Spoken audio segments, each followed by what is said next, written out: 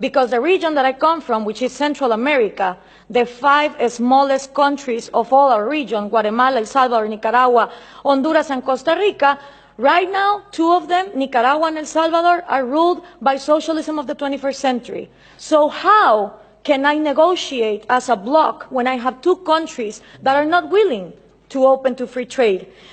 And for these 3 ways to work, you need to understand something about Latin America. I had 2 slides, 2 pictures, if we could put them on, please. The first thing is Latin America has always been ruled by dictators. Then Fidel Castro comes in, and he is successful in making a Marxist guerrilla. In the moment that Castro comes in and he makes a Marxist guerrilla, all the countries in Latin America start copying and pasting that model. You had Marxist guerrillas everywhere, Guatemala, Nicaragua, Peru, trying to do the same thing as Castro, financed by the Soviet Union and with the intelligence of Cuba.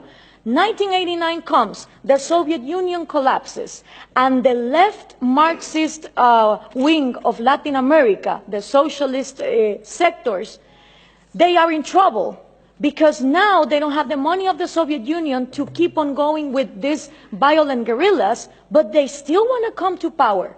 So what do? Well, Fidel Castro gathers together with Lula da Silva, and they form the first Forum of São Paulo.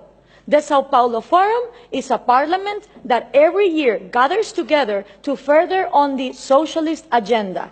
And they start working on 1990. In 1998, they put their first president, Hugo Chavez.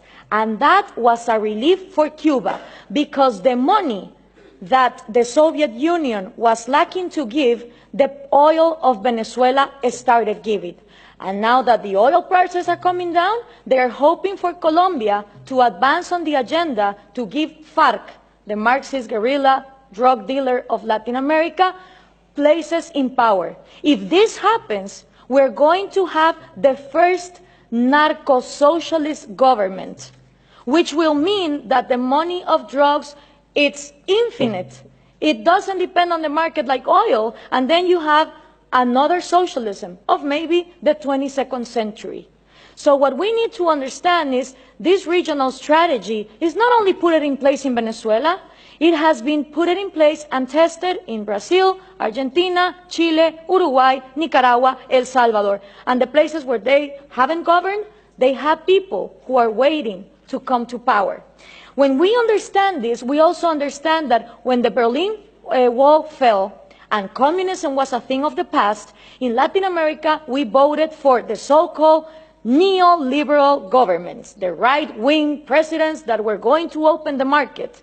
These people gathered together in the Washington Consensus, and they promised that they would give us free market.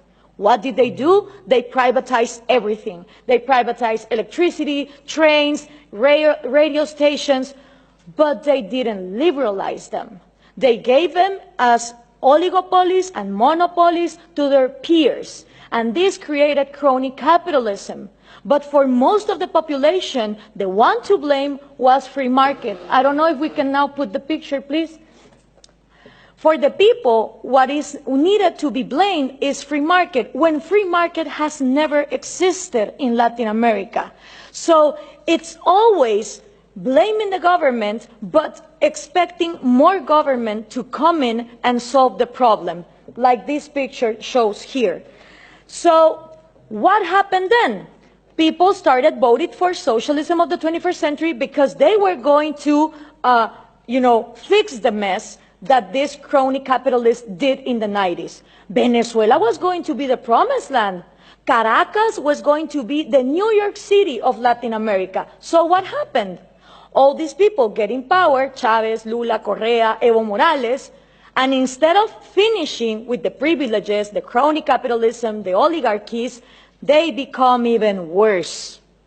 So why is this good news to us? Because people in Latin America don't know what to do. They tried with the right wing, and they think that too much of a free market failed, and then they tried for socialism of the 21st century, and it turns out that it didn't end poverty, it multiplied it.